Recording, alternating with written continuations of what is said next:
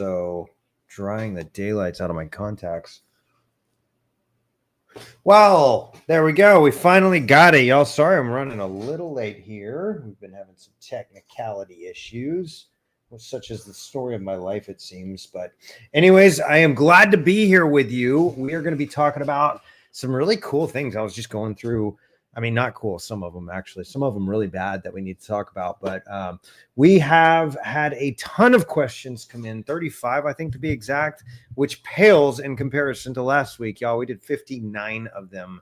So sorry it took a little bit longer, but you know, I had a good time answering and hanging out with some of y'all. Thanks again for joining me. And like I said, we're back at it with Ask an Arborist. This is actually, I think I labeled it as number 6. It's actually number 7 that we've done. So we're well on our way to 2 months into this fun little game that I basically started because y'all were asking some amazing questions and way too many of them. And so I would sit there and type out this cool answer, something that I thought would maybe help you out. And it was just taking me way too long. So we are actively growing, y'all. I'm looking at this now, and we are right now at 599 members, if y'all could see that. This is incredible. Thank you guys so much for being a part of this group. It's been really fun doing this with y'all. And hopefully we've actually had some good feedback on the tail end of some of the advice that we've been giving.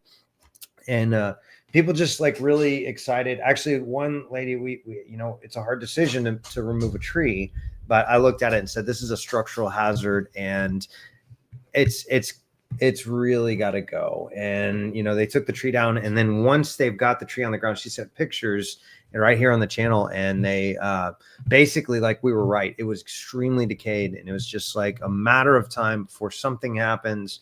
And unfortunately, if something did happen, it would be catastrophic. So anyways, I'm really glad to be here as a resource for you guys.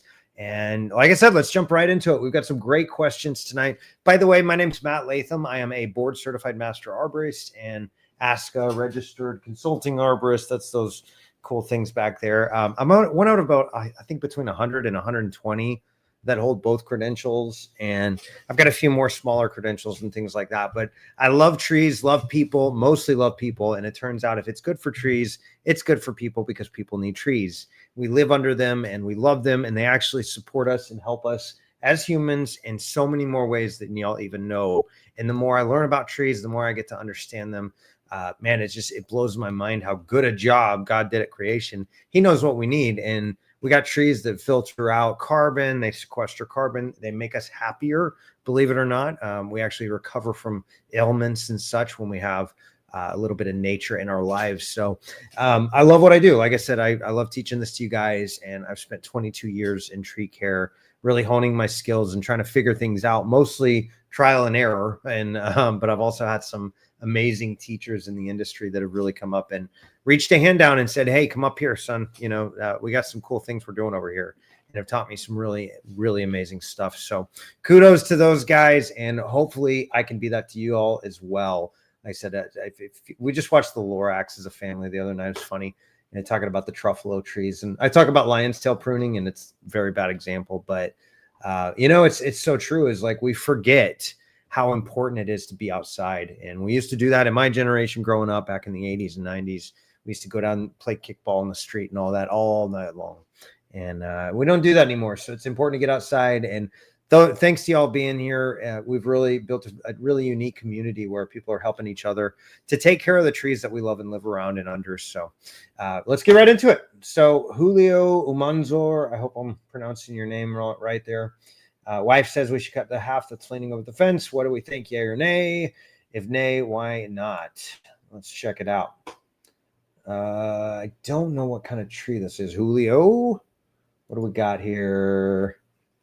That wouldn't be like a camphor tree, would it, Julio? If it does, it have like a really cool minty type smell. If it is, those are really unique trees. I don't think it is, honestly. It looks like a more dense wood than the camphor trees. Ooh, you got a vertical. Okay, check this out. Check this out, y'all. We got a vertical crack right along this stem here. You can see that there. That is no good. Vertical crack is only slightly better than horizontal crack. I see some dead tissue all around here where it looks like the tree has been fighting off some pathogens. And you've even got it here too, by the way, Julio.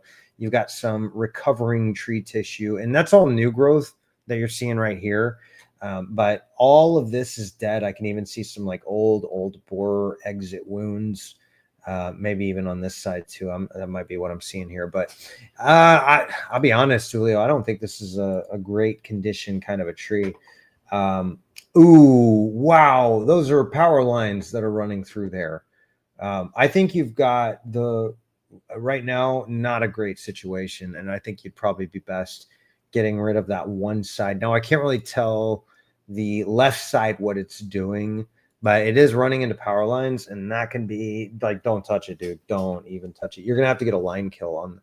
Actually, those might be utility lines. If they're utility lines, I take back everything I said. But they're generally a lot less hazardous, but you still want to make sure you're EHAP certified. That can be a real, like the guys that you're hiring, do not do that yourself, because that's a great way to wind up unalived. But I think you've got right tree maybe in the wrong location, and you got a bunch of dieback out here, and it might still be a little bit of green out there, but it's not doing very well. I would say your best bet's to take the right side off. If not, and sorry to be the bearer of bad news, I might even consider taking the left side off as well, just being around the power lines. But anyways, there's Kristen giving some solid advice. Lines running through. Yep. House drop, get an arborist. Yeah, if it is a house drop, I think it's a house drop or utility lines. EHAP training, so there's less likely to be anyone getting unalived. Good advice, Kristen. What diameter is the limb? It looks so big, too big to trim. Yeah, it does, but I don't see a lot of life in that limb too. I see that as it's actively dying back, and you've got all this dead, unalived tissue back here, along with just a really, really stressed tree. It looks like actually a lot of these branches in here are epicormic sprouts that turned into permanent limbs. So I think they've been hacking and slicing at this tree for a very long time. And honestly, I think you'd be better off making maybe something that'll grow under those lines there, and maybe like a Vitex. I'm not sure where you're at, Julio. Where are you at? Cox Automotive. I don't know where that is. Sorry, Julio, but yeah, you might try to find something that'll stay a little lower canopy as a replacement. But yeah, I think it's probably best to go just what I'm looking at least now. All right. Tom asks, where you at, Tom? Nowhere. I recently bought and planted a red maple in a 7-gallon pot. When I removed the pot to plant it, all the loose dirt just fell off. What just happened here? What did I do, Lucas? Did I mess up the whole system again? Definitely something I'd do. I thought there was a more button, but maybe there wasn't. Sorry, y'all. I'm really dumb when it comes to technology. That's why Lucas is here, helping me and leading me and guiding me like an idiot child. Like I'm the idiot child, not him. Like I need my handheld doing this stuff. All right, so we talked about Julio's tree. That's not it. Where are you at? Are we still going, Lucas? No, we've talked about these, haven't we? Down, down, down, he's saying. Okay, here we go. Right on. Okay, that's Julio's tree. All right, so I meant to click. Yeah, so Tom's asking about a 7-gallon red maple. When we removed the pot to plant it, all the loose dirt just fell off, leaving what appeared to be extremely bound 3 or 4-gallon root ball. It was one very hard, solid block that I could not wiggle a dull knife into, let alone a finger to spread out the roots. The owner of the nursery implied that I was dumb and ignorant. Well, I don't think so. I think they just don't know how to grow trees, and that it should have been stepped up. I think they're my mom always said growing up, whenever you got here's hold on, solo layout it. Whenever you got one finger pointed at somebody else, you got 3 more pointed back at you. Well, she's right. I think the nursery here is just trying to shirk responsibility to you when it really wasn't you. But I got to read on. He claimed that his intentional goal is to have the root ball fully rooted in all the soil profiles by fibrous roots that cannot be broken up at all. What? Am I dumb here? Am I the dumb and ignorant one? Because I don't know what that means. Fully rooted in all the soil profile by what? No. So whenever you're growing in a nursery, you step them up. You grow the roots. You gotta cut them and make them grow out. Then they get to the edge of the root ball and they wrap around. It's horrible. It's nasty, but it is what it is. It's part of life. I think what happened is they just didn't step this up, and their tree was root ball bound in the smaller container, and they're trying to sell you a smaller size tree in a bigger size pot for more money. They have to let it grow out. There's actually nursery standards, and let me see if I can find those real quick. But there are, it's NCZ 61.1. Oh, y'all can't hear me over there. ANSI Z61.1, American Standards for Nursery Stock. This is actually the outdated one, but it's ANSI Z60.1. And one of those is like how to step them up. Now, I don't claim to be the expert on that, so I'll leave that for other experts, but I keep that as a reference because my goodness, like these nursery guys just got to grow up and figure out how to do their job right. If you're going to be a professional, do that. Be a professional, y'all. Nurseries, tree guys, whatever, anything you do, like you may as well do a good job at it. So anyways, yeah, I think they just kind of cheapened out and they got you a little bit. Probably not a big deal. Don't try to wiggle a dull knife. You got to break that root ball up and get the roots growing in the right direction. While it's young, it's probably okay. Just make sure you put a good root stimulant on it. What is it? Indole 3 butyric acid, IBA, is actually an auxin, which auxin, there's two types of hormones primarily that trees run off of. There's auxins and cytokinins. Auxins are produced in the branch tips and cause the roots to grow. Cytokinins are produced in the roots and cause the branches to grow in length. And so that may be something you can do is invest in a good IBA along with some biostimulant treatment and things like that. Seaweed's a really good root stimulant. Humic and fulvic acid as well are really great root stimulants. Let's see. IBA, and I'm going to butcher it here, but indole 3 butyric acid, I think. So I'm sorry if I'm butchering that, but you get the point.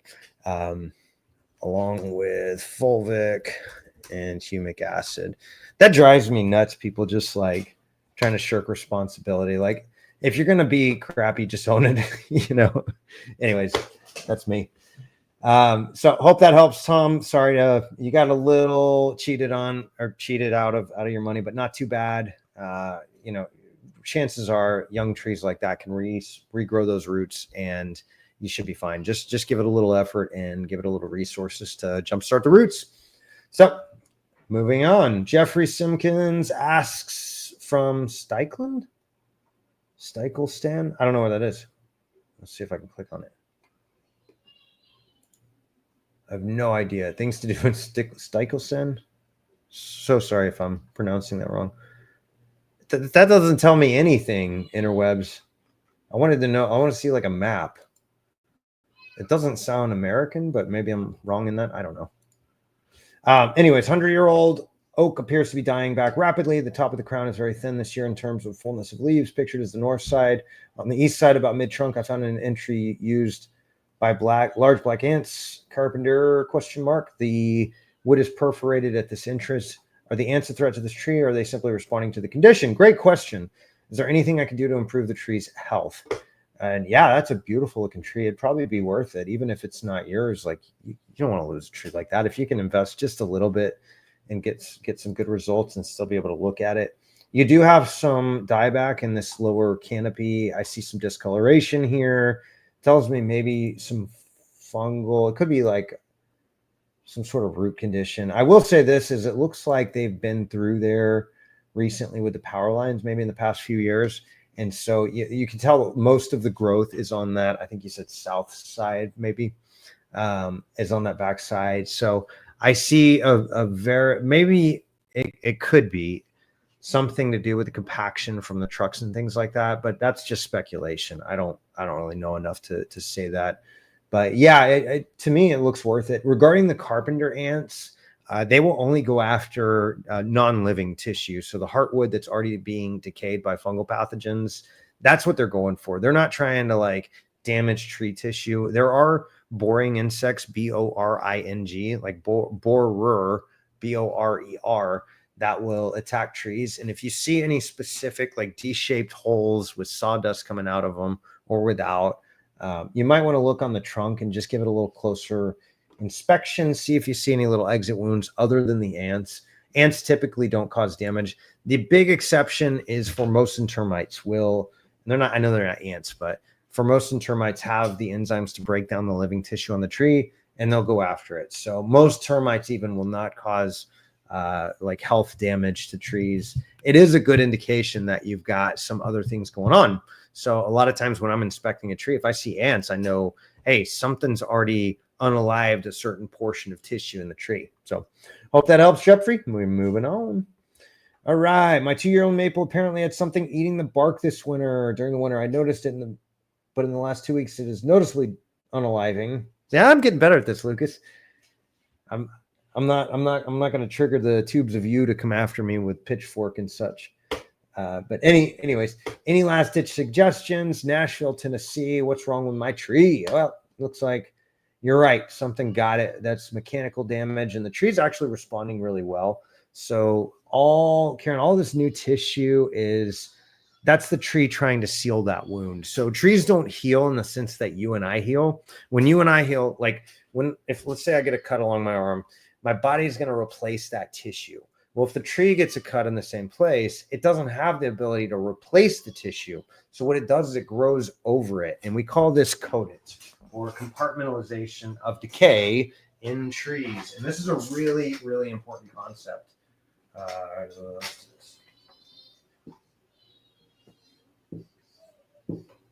Because what that means is basically the tree is just going to wall off and then grow a new section and then wall off and grow a new section. And the more of those you get, the larger the tree gets in diameter.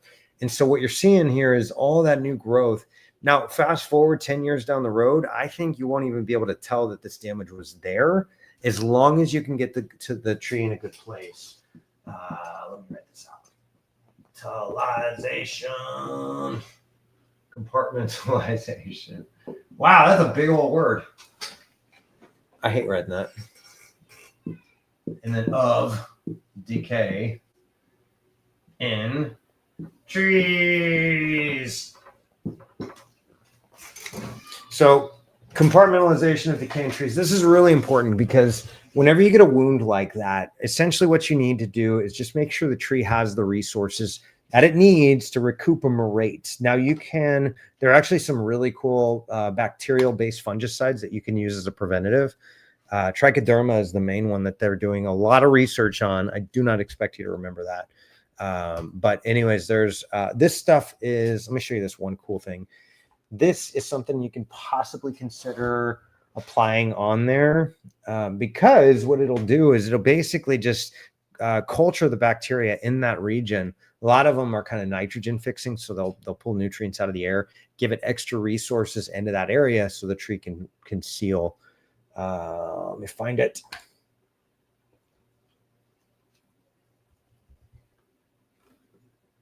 No, that's not what I wanted. Hold on. Sorry, I'll figure out how to interwebs eventually. Okay, liquid AF. So they even say on their website it's not actually a fungicide. So that's not the purpose of it, but it's got various bacteria that are incredible. Here's the list of bacteria here.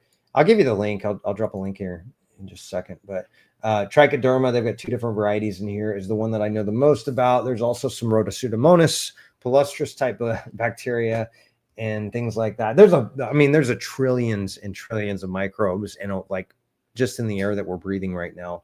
If anybody tells you they understand soil science, they are lying, because we have actually categorized and described, we estimate between 0.5 and 1% of the microbial life in the soil. And so that's not a big number, y'all, like not at all. And yet it's in the hundreds of thousands. So we really don't know what's going on under there, but there are these special ones that you can apply, and you mix it with molasses. It's real simple. That might be a really good preventative, just to make sure no pathogens get into that kind of temporary open wound.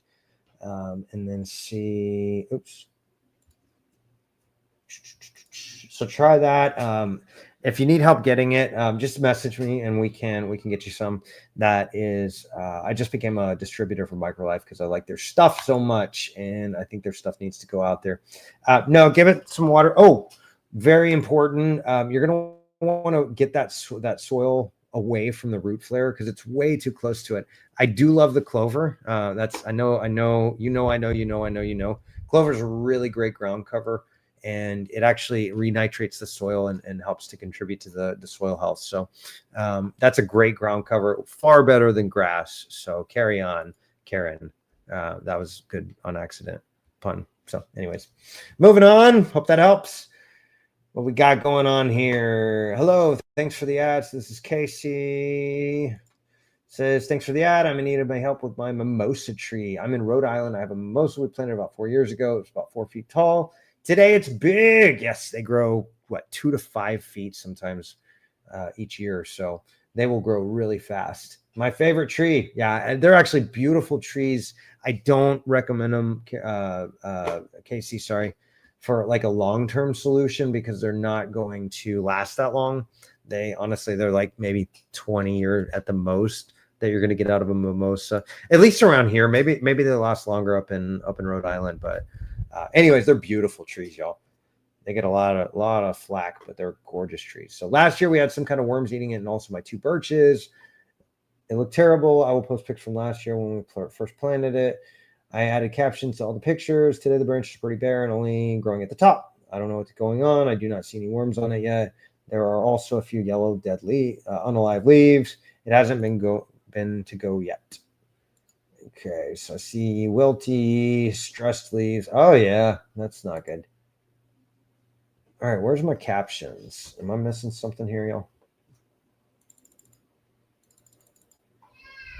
I don't see captions. Casey, what happened?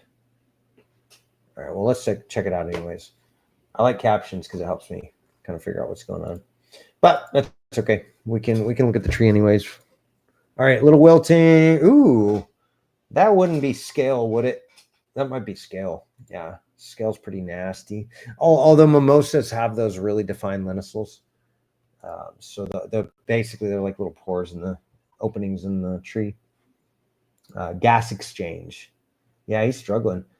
I need to see a picture of the base of the tree, and I want to know kind of like watering schedule, what you do as well, because that's going to really help me pinpoint a little bit further.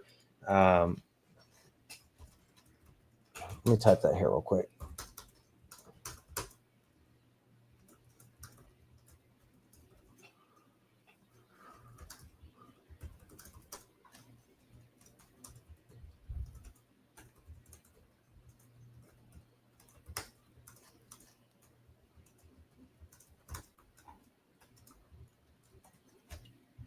Okay, so yeah, let's see if we can chat a little further on that one. Mimosas are really cool trees. They are gorgeous. So they don't last a whole long time, but they're beautiful while they last. So hope that helps, Casey. Moving on. All right, I have Jason S. He's got a tulip poplar that had an early leaf fall last year, then another round late in the year. Oh, okay, so it regrew its leaves. Have had no leaves this year, and it appears the top is unalived. There are new shoots near the base and have grown to about a foot. Okay. Will it fill out in the main trunk again, or can I train it to? Can I save it? That is a tree's ultimate survival technique right there. Is it basically unalives itself and regrows from the roots. So all those roots are already established. So your tree's constantly trying to balance out what we call the root to shoot ratio. And so it looks like you've had a lot of unaliving in the top. So it's trying to put out new growth from the base of it there. But I'll be honest, if you've got that much damage, the root flares are buried. It looks like the grass is right up to it. So maybe some mechanical damage right in there. There could be, this thing's probably got a long history. That early defoliation is a good stress sign. Realistically, I'm going to say it's probably not going to regrow in the upper canopy. That doesn't mean that it can't regrow from the base, and in 20 years you have a nice tree. I see that all the time, actually. People cut down the tree and then it regrows, and now you got a full tree again, 10, 15, 20 years later. So, and if it's, maybe worth it to you, the tree may be just trying to balance out. You got to get that sod away from all that soil and mulch. And you've got to expose the root flares. You want to see it flare out real big and gorgeous because otherwise you're going to have some real big issues. Let's see solo layout. Why is it doing this? I want it to be square, but it's not doing what I want.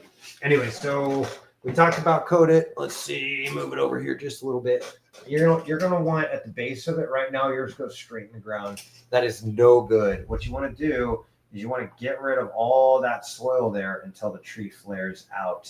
That's a really bad example. You want it to be a lot better slanted like that, but essentially you're trying to expose those root flares until it's like fully out of the ground. That's a really important part of the tree. It's actually, there's a lot of living tissue that is, or excuse me, tissue that breathes in that area. So whenever that's buried, two things happen that are really bad. Number one is you're going to get a kind of a suffocation almost going on there. And the other thing that happens is a lot of times roots will grow up looking for air. They get to the right place and then they start wrapping around the tree, and that can actually cut off the circulation to the entire tree. So you might have a little bit of that going on. And again, y'all know how I feel about nurseries. Realistically, the damage was not there, although it was planted far too deep. But the problem started at the nursery, and I'm sorry, those guys.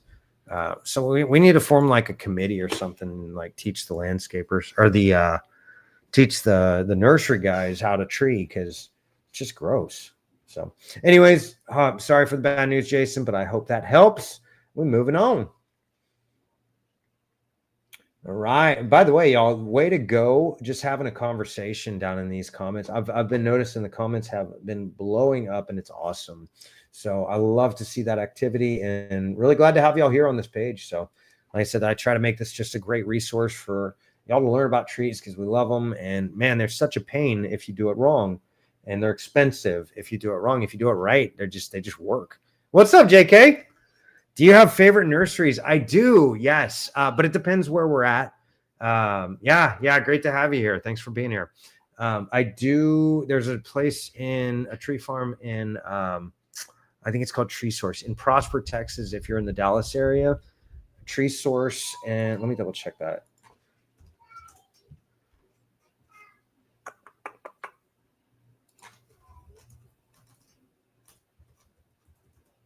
Bob was his name. Yeah, absolutely. I have favorite nurseries, and I like to get to know the people that I work with, because I mean, realistically, like there's where y'all at? Tree Source Incorporated. I think that's it. Yeah. It's been about 8 years since I've been there. So, but these guys are awesome. Maybe. Is that right? Maybe not. Pilot Point. I don't think that's right. Tree Farm in Prosper.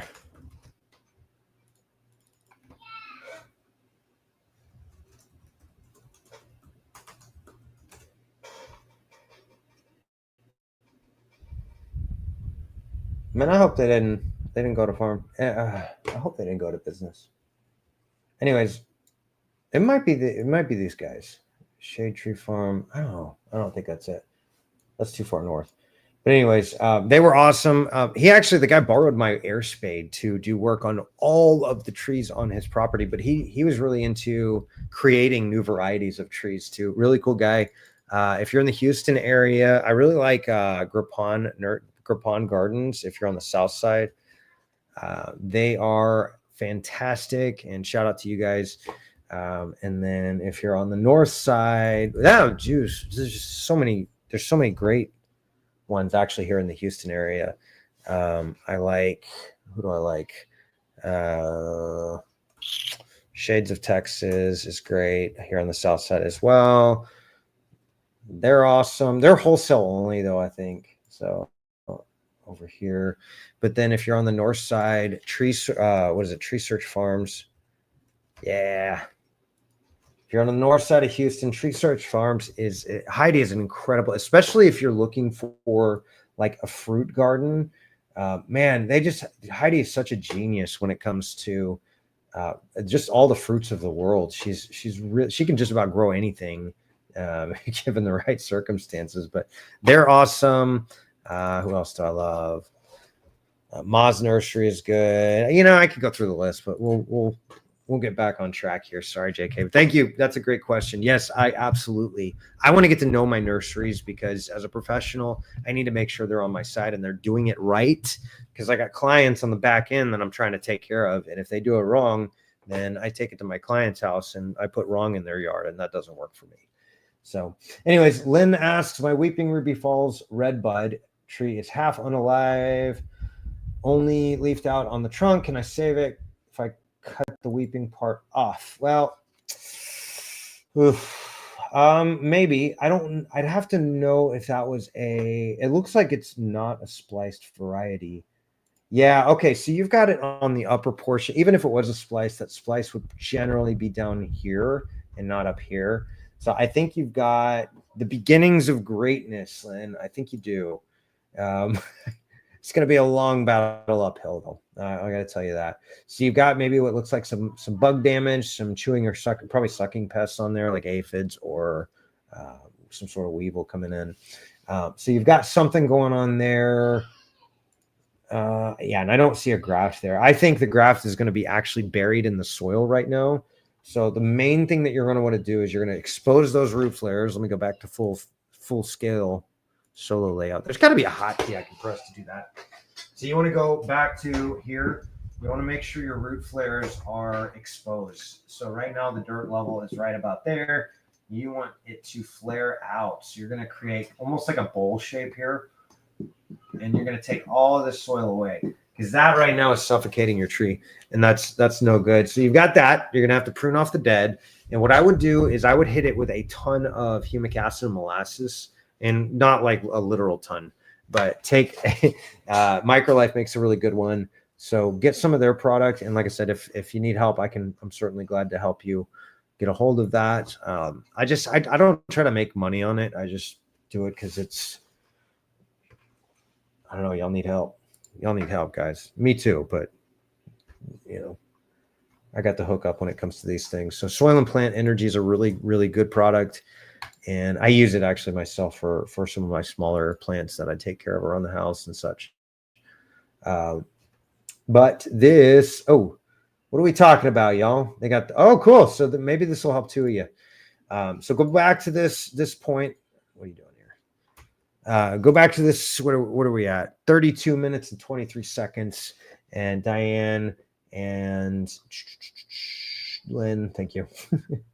and check it out. So yeah, I saw the scratch test there. I'm having the same issue. Any resolution on what to do? You're gonna have to remove that dead portion for sure. Oh, y'all can't even see. Sorry, you don't want to look at me reading. That's boring.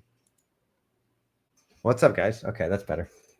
Okay, so yeah, I've been looking at the comments here. If you scratch the bark on the twigs believed to be unalived and see no green and they are dry and brittle, it is safe to remove them. The larger part I would wait on. Solid advice, Alice. I don't even know who you are, but solid advice. That is, you got a flower there, so you're probably not job like me. Treat nuts and fruits, I guess, right? So, anyways, hope that helps, Lynn. Yeah, hit it. So I agree. Remove the dead portion back to the green tissue, or in your case, the purplish, maroonish tissue, burgundy, whatever you want to call that. You got to get those root flares exposed, and then I'm going to shoot that video. Let's see, studio. By the way, if y'all have, that's not right. I rely so much on autofill. It's ridiculous.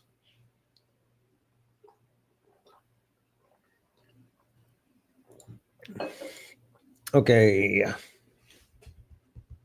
By the way, if y'all haven't checked us out on YouTube, I really try to do a lot of good content out there. We actually just did one today. I posted it and it kind of blew up a little bit. It was like 1,000 views in the past few hours, 1,161. Oh, come on, you guys, 60% like it. That's terrible. Y'all go on there and give it a like if you can. It's Arborist on Demand. So yt.com/Arborist on Demand. Yeah, you're good. Lucas is gone, so y'all wish me luck. He's my guiding something or other. So yeah, you might want to try that radial trenching is what that is. And I kind of demonstrate about how to do that. It's really simple and anybody can do it with a shovel. and a little bit of compost, but hopefully that'll help to open it up. Make sure you're not flooding that area too. So use a screwdriver just to test it. But all right, we've got help. What is with the bush? It's spreading. What are you? So Shem was saying these look like boxwoods, but the photo isn't quality enough to zoom in and see the foliage. I agree. Please post a close up. Location is a must as well. What we got? What we got? That doesn't help much. Shem, Shem, if y'all don't know him, by the way, if you're in Savannah, Georgia, and you need a phenomenal arborist, Shem is your go-to guy. He works with Bartlett, so look him up here, Shem Kendrick. Now, Bartlett's a really, really good company. They are like the largest in the. I went there. I was gonna say Phytophthora. He got to it before me. Actually, I just pulled it up. Okay, so yeah, boxwoods are, and I noticed the same thing, Shem. Boxwoods are like the number one plant that just really struggles with Phytophthora. So whenever I'm looking at a yard, Phytophthora, by the way, is a water mold fungus, y'all. It's no good. It is and really it mostly thrives in like waterlogged anaerobic soils. So if you water every other day, you're not doing your plants any favor, because likely you're just breeding a perfect or creating a perfect breeding ground for these fungal pathogens to come in and just wipe everything out. Phytophthora, it is actually, there's a bunch of them, but you can kind of see here what it does. It basically, think of it like clogged arteries. Is here, let me zoom into full view. Am I talking too close? I bet that's weird, isn't it? Sorry, y'all. Okay, so inside of your trunk are millions of these little tubes that run up and down. Hey, welcome back, Lucas. I'm waving to him in my ear. So basically, think of like a cutout of a tree. Is you've got all these vessels that run up and down and they're basically little cells attached to each other, and they form like this long strand. This is like the super ultra simplified way to look at this, but essentially you've got all these little tubes that run up and down the length of the trunk. And let's say this is your trunk here. And so what happens is the fungus lives inside of these tubes, and it basically clogs it up. It's like clogged arteries for humans. It lives in there and it clogs it up. And sometimes you'll get on the trunk of the tree, you'll get like these bleeding wound cankers. Let me see. Did we have a set of photos for Phytophthora, don't we, Lucas? So a lot of times you'll get like these little bleeding cankers, and you'll see like some black mess or brown mess behind underneath it. But let me pull up. We've actually, Phytophthora is a really bad one.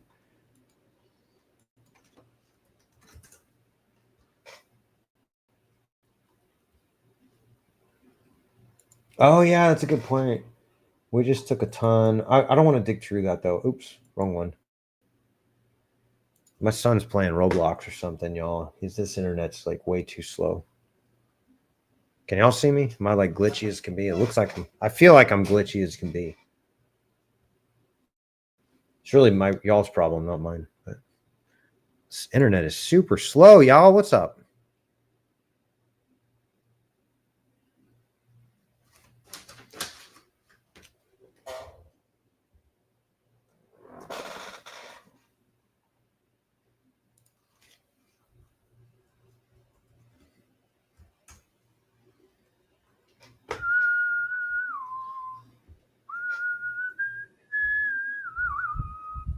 No, that's not an album. This is what I do all day, by the way. Well, I know.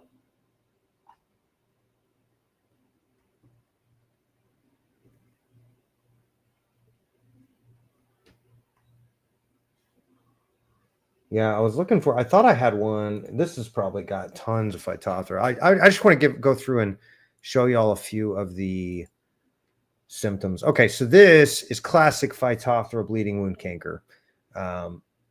You see how it is, and actually this, I can zoom in for you guys a little bit, which is ultra cool. So you see how it's basically, you've got this fungal pathogen that lives in there. I think that's a hackberry, soapberry, something like that. and soap berries don't exist in Texas anymore. Basically, it clogs up and the pressure builds up in that tube that goes up and down the length of the tree, and eventually that tissue unalives, and the pressure builds up so much that you get these exhuming wounds that it's gross. We call it a bleeding wound canker. And Phytophthora, it's not a mushroom type fungus like you'd see on a wood decay fungus. Instead, we call it a water mold fungus, and obviously it's pathogenic would be the right word for it. But where is everything? This is ridiculous. These punk kids need to get off the interwebs. What's going on here? Oh, there we go. Okay, so that's Phytophthora, but let me show you some on the leaves because it's really easy to identify on the leaves. This is Phytophthora as well, by the way. Nasty, nasty bleeding wound canker. No good. And then let's see what else we got. So if you see this kind of stuff, you might be looking at Phytophthora. It's always a good idea. This one we did identify. We sent off lab samples and it came back with Phytophthora, but you can see that kind of wilting, drooping leaf structure going on. And obviously that's not a tree, but Phytophthora doesn't just have to have trees, y'all. Phytophthora can go after anything just about that grows green tissue on it. This was different. That was rose rosette. Armillaria. Oh, there we go. Mulch volcanoes. Here's another fun one. We're just talking trees now, y'all. Don't mulch volcano your trees. It's terrible, horrible, no good, very bad thing. All right, and I'm going to go back to it. Oh, here we go. Pittosporum gets really commonly attacked by Phytophthora as well. And again, this is another one that whenever I'm telling you this, it's because we've sent lab samples off and we've got a diagnosis. I don't like just saying, yeah, I think it looks like that. There's certain ones like Ganoderma, which produces these big, giant orange mushrooms, orangish, reddish, purplish, and they're very easy to identify. So sometimes I'll go pretty easy on that, but these, I want to make sure. That's Ganoderma, by the way. Oh, where'd you go? Ganoderma, those nasty little orange, reddish, purplish mushrooms. So those are Ganoderma. Those are just a couple fungal pathogens we see on a daily basis. Just about. Yeah, I think Phytophthora is probably a pretty good guess here. Again, yeah, and it's not curable. Once that's gone, it's gone. And I don't recommend planting boxwoods in the Houston area because of the clay soil. It locks onto water. Over water anyways. So let's see what he's talking about. Casey. Oh, did you see hopefully she got some good advice.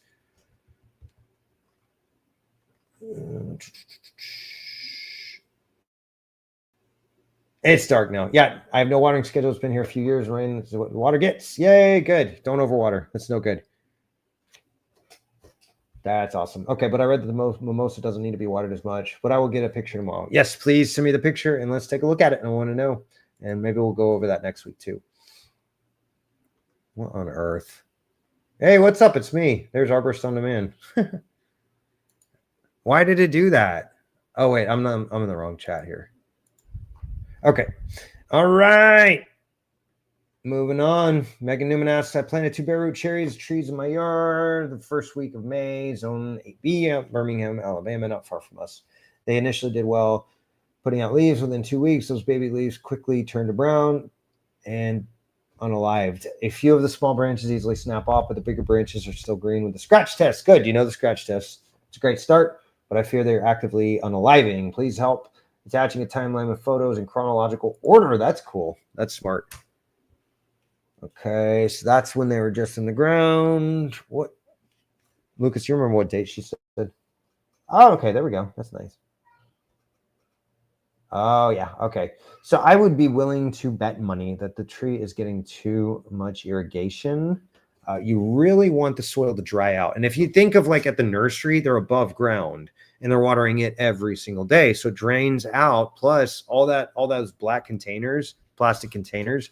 The color black, if you didn't know from like 5th grade science or whatever, is it tends to attract light more, so it heats up faster. So the soil is drying out and then getting re-irrigated very rapidly. Your soil doesn't do that, and I see you got a ton of mulch on there from the pine needles around it that have just dropped it. Which, by the way, great job. Pine needles are great mulch. They're very acidic too, which helps. Most plants want the acidity to be below neutral. They want it to be below 7. So if you've got like a 6.5, that's generally, plus or minus one pH.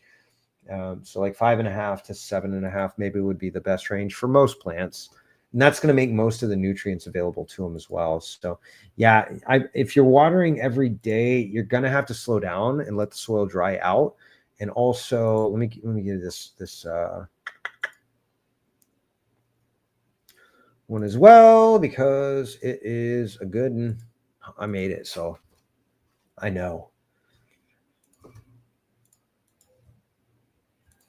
And also what you're going to want to do is try. Oh, come on. What happened?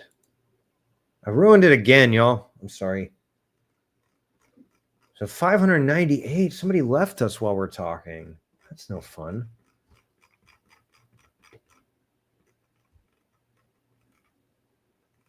Oh my goodness. This is getting crazy. Are we going to make it out alive of this? Maybe. It's questionable. This is a lot of questions. Okay, here we go. Back at it. So I would say check out this video. I think maybe hopefully that'll help. Do the scratch test. Keep checking it.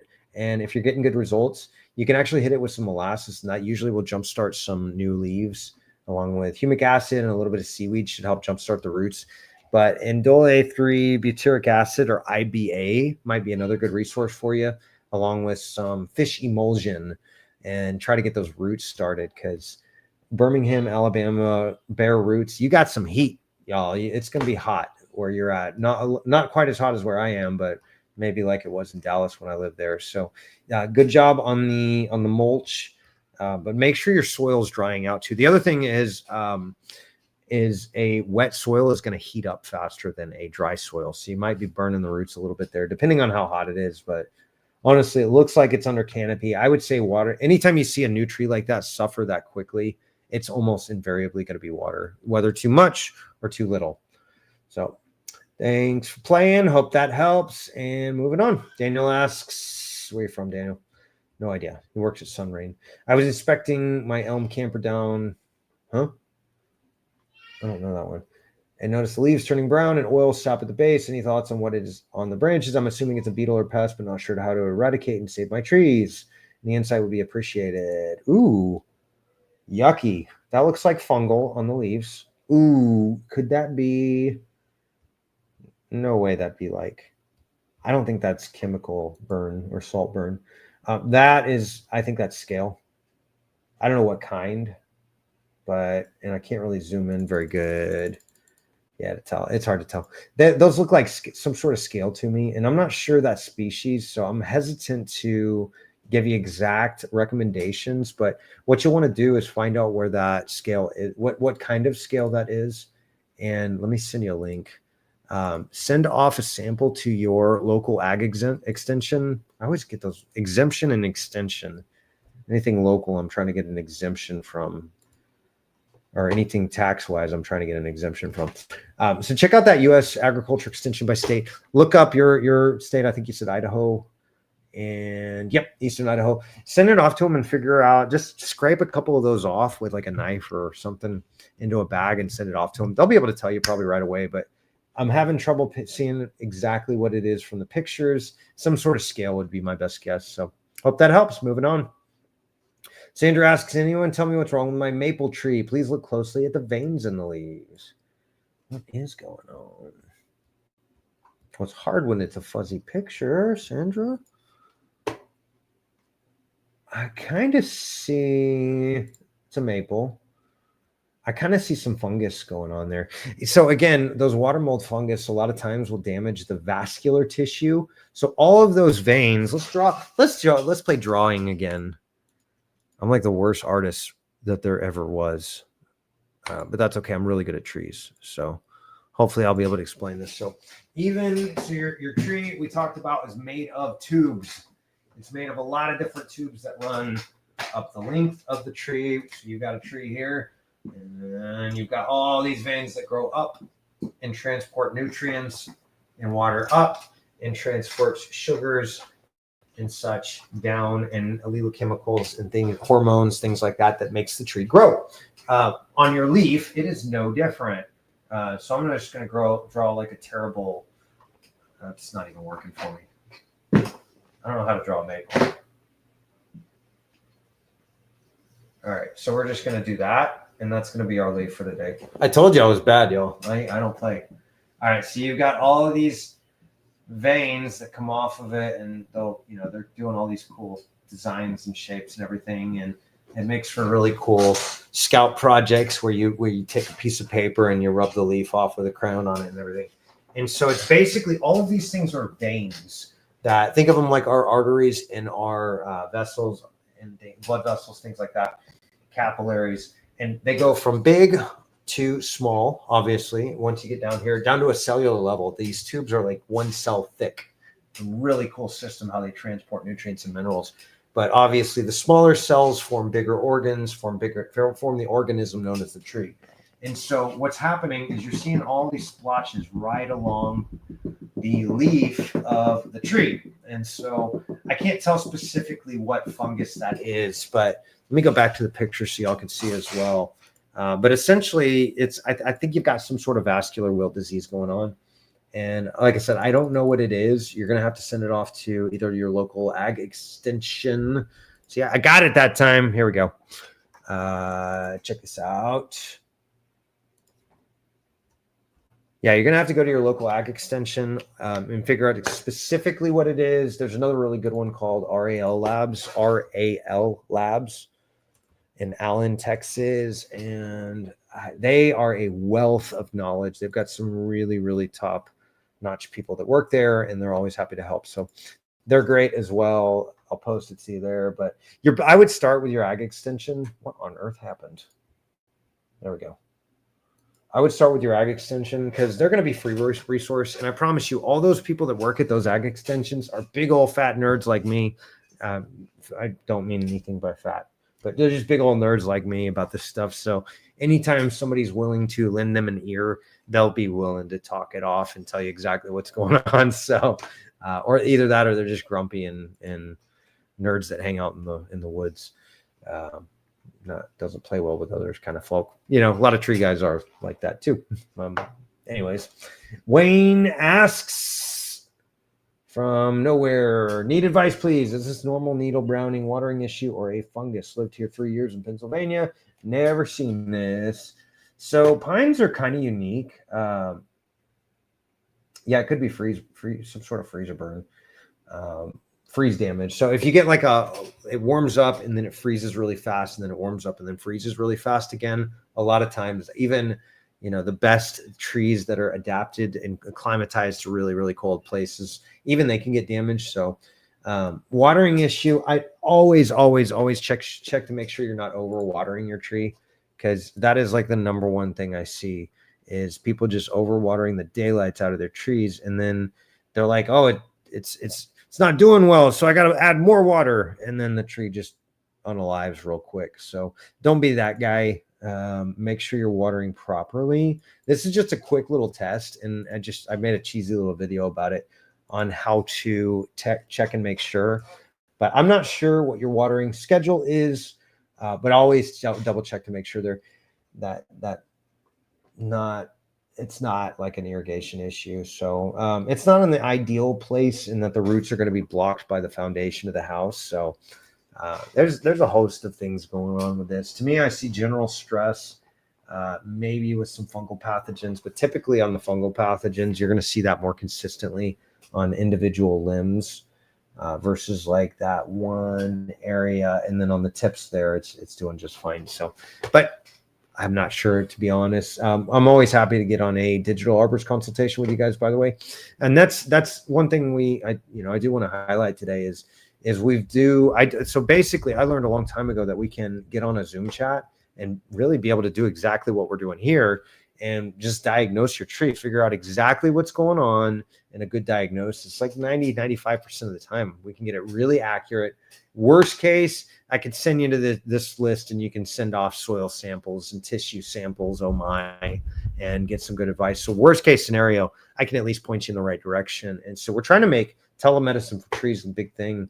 And so follow, if you want, feel free to follow our YouTube channel. Just look up Arborist on Demand, and you can find us on Facebook as well. But we do the same thing here, so feel free to just hang around our group also. But love to have you as a client and be able to help you with these things and maybe really pinpoint this down. So anyways, hope that helps, Wayne. Moving on. Ivan asks, anyone know what this might be in my cottonwood? It stinks. It's stinky at times. Been there for a couple of years. That would be slime flux, almost without a doubt. If it smells like garbage and it's rotten something or other, oh yeah, that looks like slime flux. Oh, it's so gross. Yeah, bacteria from included bark union. I'm wondering if there was another. No, I don't think so. Another limb there. But yeah, I would say slime flux. Slime flux is a bacteria problem. Generally speaking, it could be bacterial wetwood, but slime flux is the one that smells just terrible. And there is a bactericide for it. It's oxytetracycline, OTC, and you can treat it with that. But really, it's better just to really give the tree a good chance with some good like biostimulant type fertilizers. Let's see. Let me go back to this one. I'm going to give this one for you because it's actually bacteria based as well, and it acts as a fungicide, or it doesn't act as a fungicide. Basically, it creates a healthy culture. Just like when you go to the doctor and they give you antibiotics, now you've got to take probiotics to make sure you reculture the gut, make sure you're and all up the tree, inside the tree. It's all bacterial. It drives a lot of this. So check this stuff out. She asks Alice, oh, look, what's up, Alice? You're commenting a lot. I like that. Well done. And again, she's got like a flower or something growing here. So probably a big old tree, fruit, and nut like me. But anyways, this is Liquid AF. It stands for antifungal. It's not a fungicide. It's a bacterial biological control agent. So hope that helps. Unable to post comment. What on earth? It's my group, isn't it? Oh, well, Lucas, see if is that coming through on your end? What's that? Oh, there we go. Yeah, my own Lucas banned me from my own page.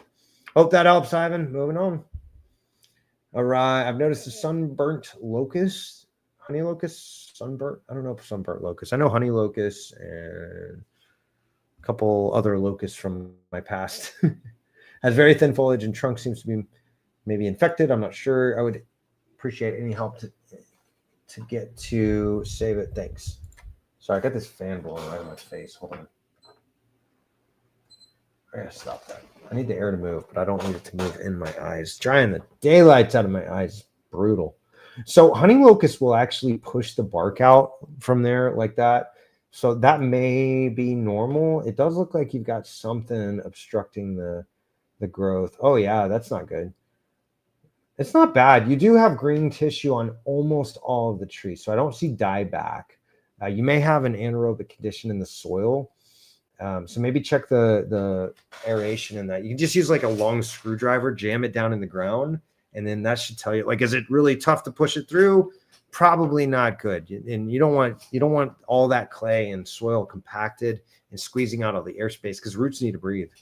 They absolutely need to breathe. All the beneficial microbes that we're talking about, all of those guys need to breathe as well. So every time you get like a high pressure weather system, it's pushing air into the soil. It's like the soil takes a big breath.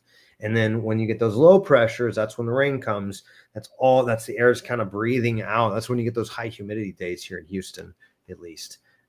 So it's brutal here, y'all. But we get a lot of low pressure systems here, and that is part of the problem. So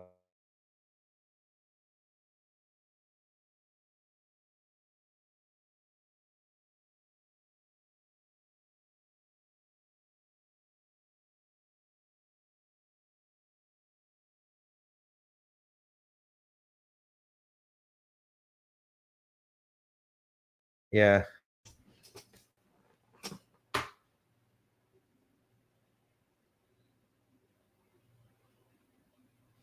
Yeah, I don't know what the hell's going on. This is ridiculous. Oh, I said hell on live stream. Sorry, y'all. I'm live again. It shows I'm live and I'm cursing. I'm sorry, y'all. Okay, so Bob, I don't know what exactly is going on. So it seems like a really just stressed tree to me. Stress is the precursor to disease. So you're not out of the out of the where you, what the heck out of the woods yet, but you definitely got a tree that's seems to be pretty stressed. And so what you want to do is focus on improving the overall health. Again, vertical mulching, radial trenching, those are great options. I'm gonna send this over to you. Oh, and I can do that too. Hold on. There we go. And then what are we looking for? Search across your channel, vertical. Oops, what just happened? What I click? I don't want comments. Details. That's what I want.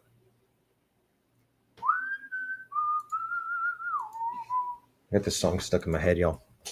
All right, here you are, Bob. Hope that helps. But yeah, I think you've got an anaerobic condition maybe in the soil. Looks like you got maybe concrete on one side, some sort of gazebo or something over here. Can't tell a lot from the photos. The root flares, you got to get them unburied too. I know I sound like a broken record, y'all. All right, so Susan asks, what's happening to my Rosa Sharon? Looks like it's unaliving. I'm sorry, that's rude. That's a really good question. I don't see any root flares here. I do see on the side that the sidewalk is where it seems to be the damage. So I'd want to know maybe what's going on in the soil back here that could cause that. You also, again, the root flares are buried. Anytime you got buried root flares, y'all, it's not good. You want to get that those root flares exposed. That's going to be very, very important. So moving on. Yeah, reach out if you want to get on a digital arborist consultation, and we can check it out in person and maybe just talk our way through it and figure out. So hope that helps. We'll see ya. Hello, I'm new to this amazing group. I'm planning a proposal to the city where I live on the need to plant more trees. Yes, you should. Celine, Miss Torres. Oh, that's the one. Okay, yeah. I'm sorry. I think that was like Saturday maybe. And Lucas actually told me about that, and I was busy with family and dealing with minor health things. So I'm sorry. Yeah, I'll reach out to you. I think that's a wonderful thing. On a small park in our neighborhood, there are only a few. We really need more. We are in the metro area of a city. What kind king of trees would be better for this park? I'm looking at Western Massachusetts. So we experience the 4 seasons each year. Wonderful. Lucky. Jealous as Eastleen. And let's talk trees.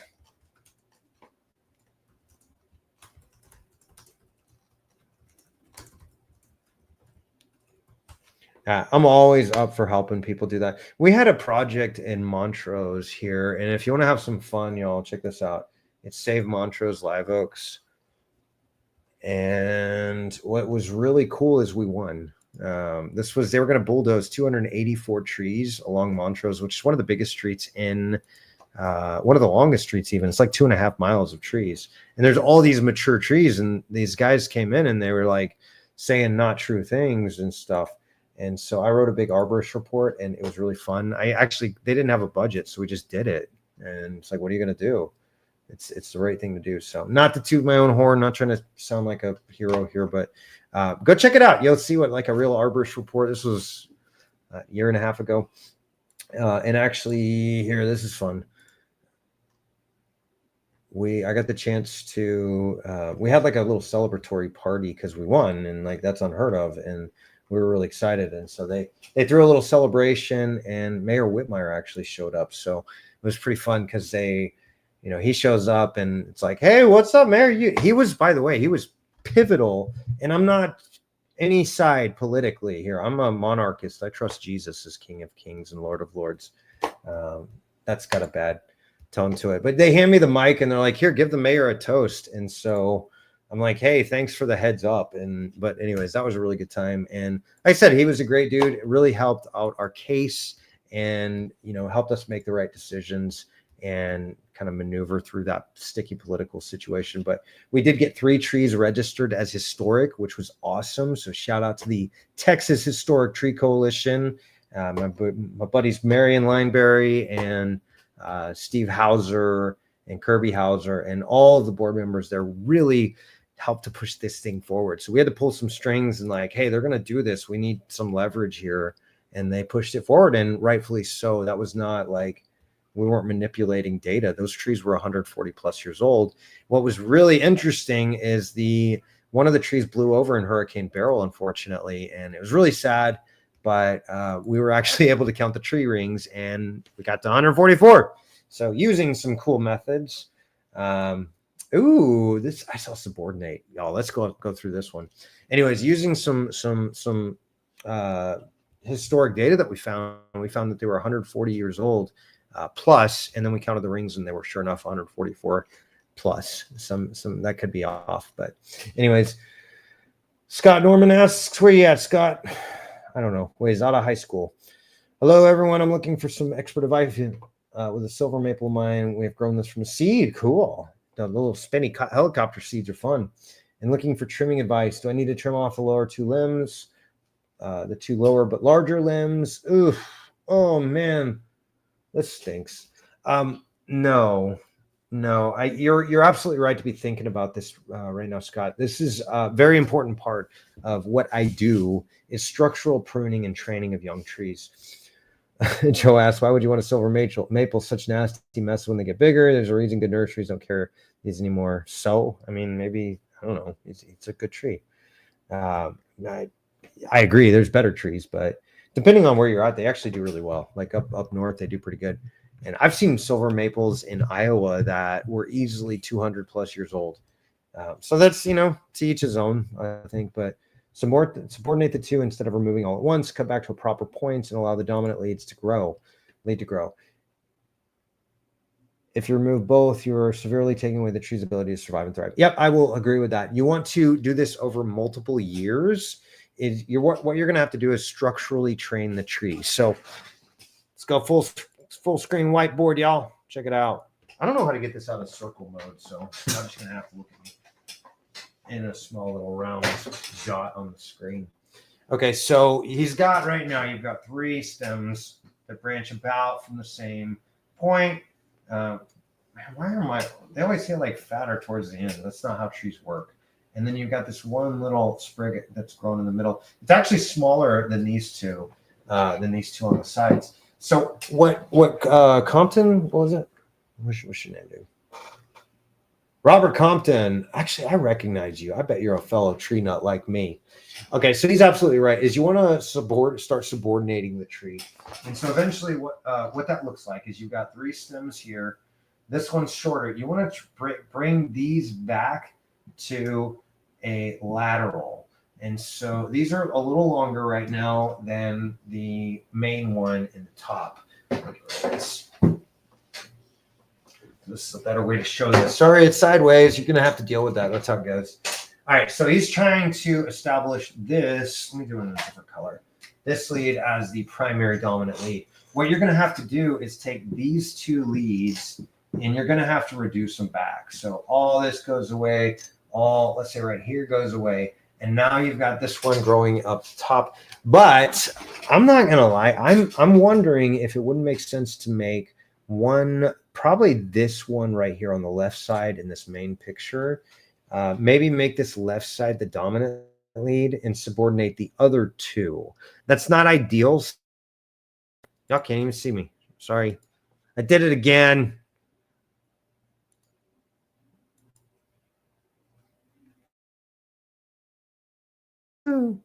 Okay, so I'm sorry if I'm real laggy too, by the way. I don't know what on earth is going on. Let me see if I could get rid of this. Oh, it's not even going to let me. That's just terrible connection. All right, it is what it is. So I'm wondering if maybe it would make more sense to preserve this as the primary dominant lead and then reduce the other 2, just going with the flow of how the tree's going. So, I don't know. It's if you want a solid answer, this is the answer. We'd have to get on a digital arborist consultation, but I think you're okay maybe to leave the primary one as the biggest one and reduce the other 2. But you're absolutely right, Scott, to be thinking about this early on while this is a brand new baby tree, because why not? No, it's better to train it when it's young like that. The tree's going to respond and grow a lot better. But I agree with Mr. Robert. I think you need to do this in phases, reduce them back now, maybe eventually cut them off. Maybe not. They may turn out to be stunted in growth, and the other one just take over and become the dominant. You're fine. Moving on. Should I be concerned about the stuff on my Italian cypress? Samuel Lizer asks. Yeah, you should get those rocks away from there, Samuel, and make sure to expose the root flares there. That's going to be really important. But check around. You want to poke and prod and see what's down there. There may be something going on there, because I do kind of almost see compartmentalization tissue growing around that, which would tell me that this is unalived tissue. Maybe take like a knife and probe a little bit. If it feels and looks like living green tissue, stop.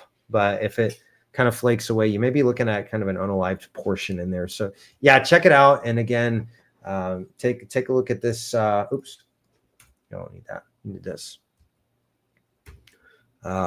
Check out your state's agriculture extension and see if you can have them take a look at it, figure out exactly what it is. You might need a soil analysis, and it may just be something simple, or a tissue analysis rather. But anyways, hope that helps, Samuel. Nelsie asks, what can I do for this apple tree to make them healthy? Thank you in advance. You're welcome in advance. I don't know what I'm getting into. Oof. Now that could just be new growth. What on earth is there like a cedar behind there or something, Nelsie? Oh, wow. You got a Christmas tree growing out of the trunk. Is that what I just saw? Oof. I'm not going to lie. That almost looks like fire blight. I have seen, or somebody sprayed the daylights out of some wounds, but that almost looks like fire blight, which is almost, when it's that extensive on the trunk, it's probably not going to live much longer. If you wanted to try, what I would do is maybe bring that. Oh, wait, you've got growth all up in here. I thought maybe that trunk tissue was the only growth. Ooh, yeah, you got some fungal pathogens. Ooh, yeah, that looks like Phytophthora, that bleeding wound canker we were talking about earlier. Scroll back to like minute 20 or 30 or something. We talked very extensively about Phytophthora, and it's really a nasty, it'll cause these like nasty bleeding wound cankers and stuff. Let's see if we can go back to this. Plant health care. Where you at? Oh, it's my beautiful family. Okay, here we go. Plant health care marketing picks. So this is Phytophthora, the leaf and foliage results of it. Right. Sure. There we go. So that's the leaf foliage that you're going to notice. And then where are you? Bleeding wound cankers. Oh, that's a prime example.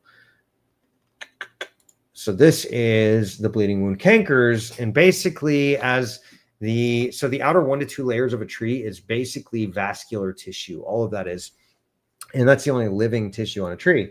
And so if any of that gets clogged by these pathogens like Phytophthora, like hypoxylon, or however you pronounce it, and a host of other, Fusarium is a real common one.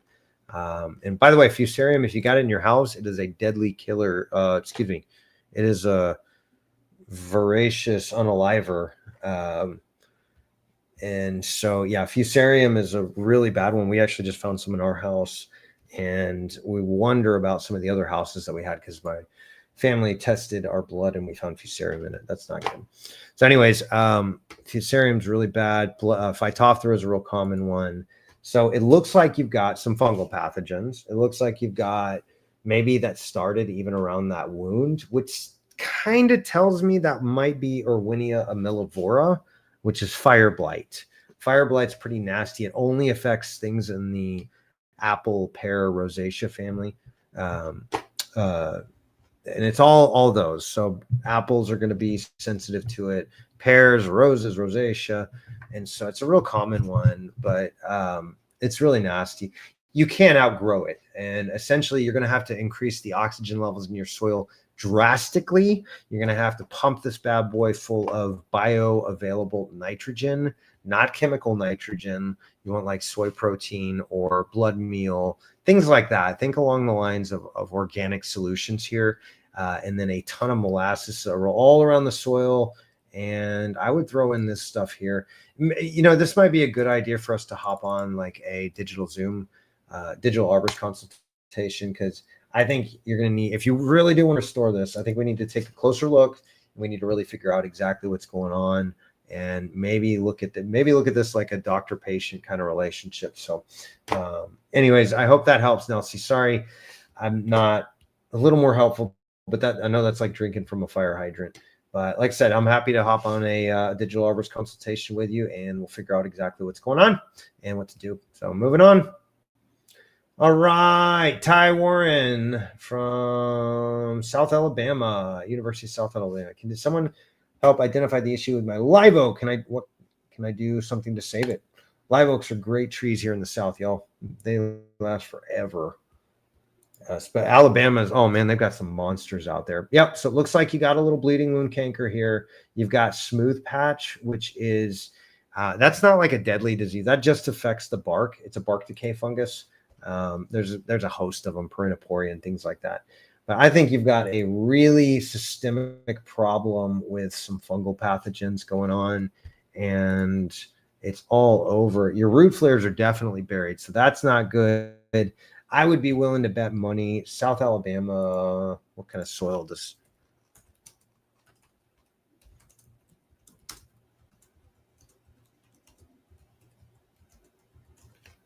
Yeah, close enough. Sandy and clayey soils. Here's what I'm looking for.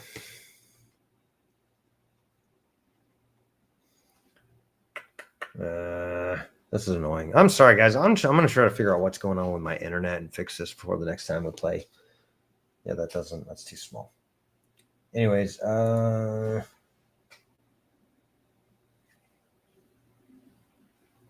Alabama, A&M, and Auburn University. Oh, cool. I didn't know they partnered up.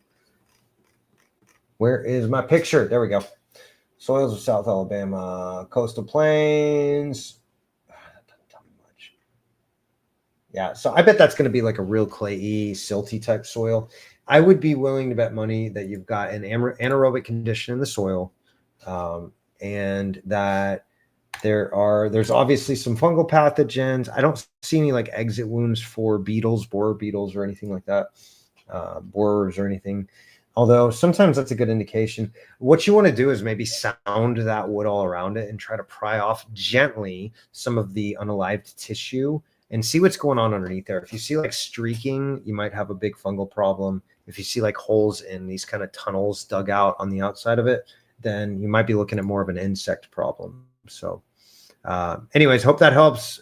Sorry that's happening, but you know, live oaks are pretty beefy, burly living organisms. A lot of times they can bounce back from stuff like this given the right circumstances. So again, happy to jump on a call if you want to. We can really get a good care plan going.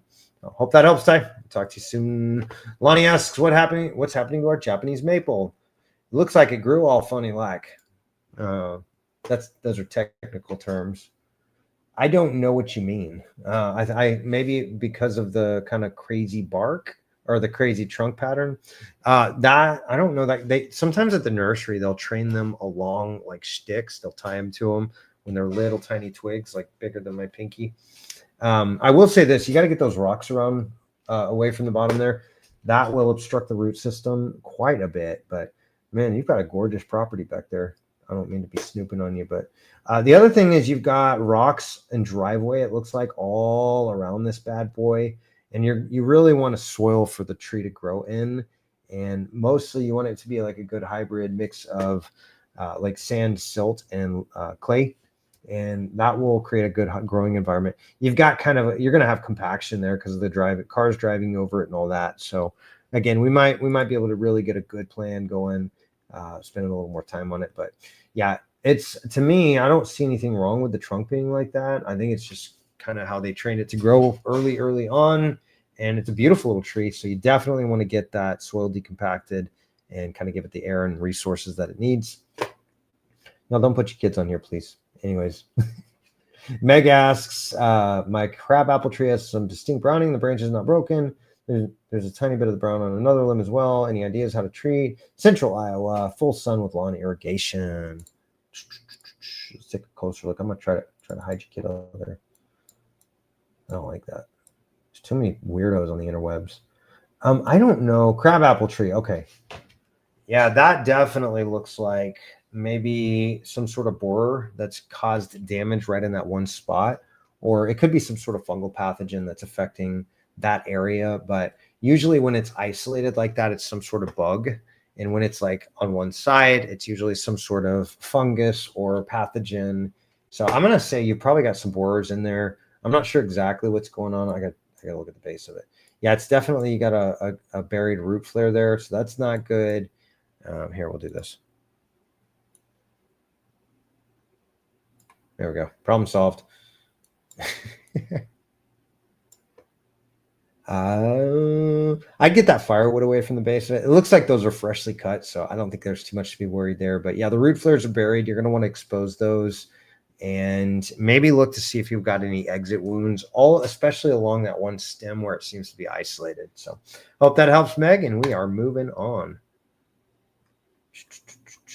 Oh, gross. Black knot. I think that's black knot fungus. Yeah, that's pretty spot on.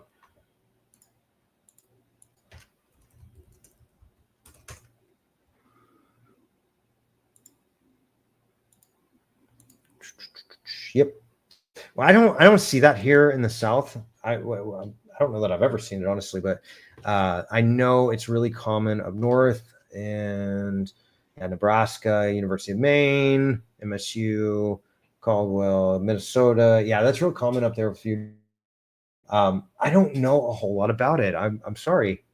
That's just one that I haven't had to deal with a lot. But yeah, it looks like black knot fungus to me. And yeah, I would check with your agriculture extension and see what solutions they have for it. And again, if you want, we can do I can do a little bit more research and find out maybe a good protocol for you. But again, we'd have to get on a Zoom chat or even maybe just talk via email or something like that. But what am I doing here? Oh, this is scary every time. It's going to reset it. I know it. No, we're good. Okay, so hope that helps, Sandy. I think you got black knot fungus, and I just don't know what to do about it. I imagine one of the protocols is going to be trim off the infected areas and disinfect your tools between each cut.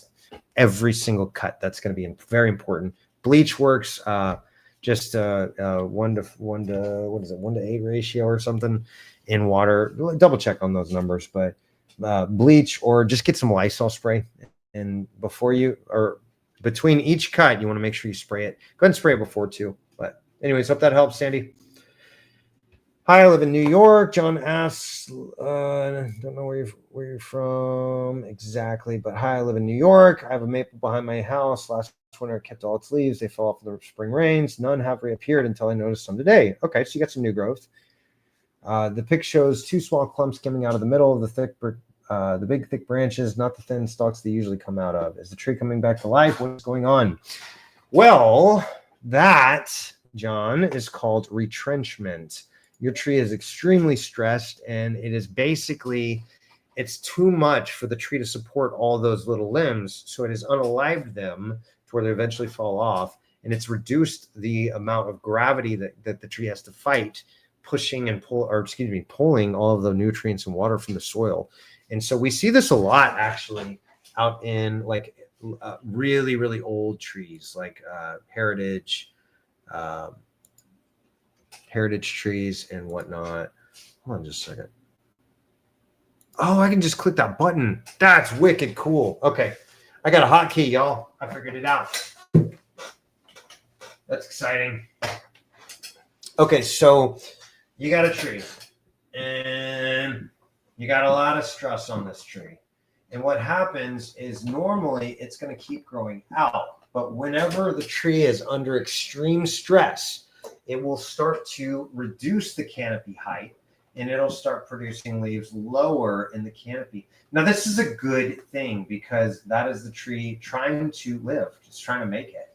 And so you don't, whatever you do not prune that off. Do not prune it, especially if you want to restore it. What's going to happen is it's probably unaliving all of this tissue out here and reproducing the canopy in this area. So keep that preserved as much as you can. And we got to figure out exactly what's stressing it out that much to where it's unaliving like that. So that is classic retrenchment, John. I'm sorry, but you got a really stressed tree. And if you do choose to restore it, you really got to weigh the pluses and the minuses, the cost to benefit ratio. So I'm sorry, but that is what it is. So, I think you got a long hill or a long road up ahead. This probably started 5 years ago or more, the stressors going on with it, but hope that helps, John. We're moving on. Shelby asks, don't suppose someone could offer some insight on what's growing on my tree? I suppose I can, Shelby. I think that's some sort of scale. What is that? Cherry tree, maybe? Cherry or an elm? No, I don't think it's an elm. I think it's a cherry. Yeah, some sort of scale going on with that. I'd want to refer you to where are you from? Let's see. Just say West High School. That is very non-descriptive. So I'm just gonna say, check this out. Find your Ag Extension website and reach out to them. Yeah, European elm scale, some type of scale at least. Yep, I agree, Miles. Miles is right. Miles is an old school tree guy. He's old logger. So actually, we haven't really. We used to talk a lot online, but I don't think we've ever met in conferences or anything. So hopefully, I run into you, Miles. It'd be cool. He's got a cool picture, anyways. Huge tree he dropped there.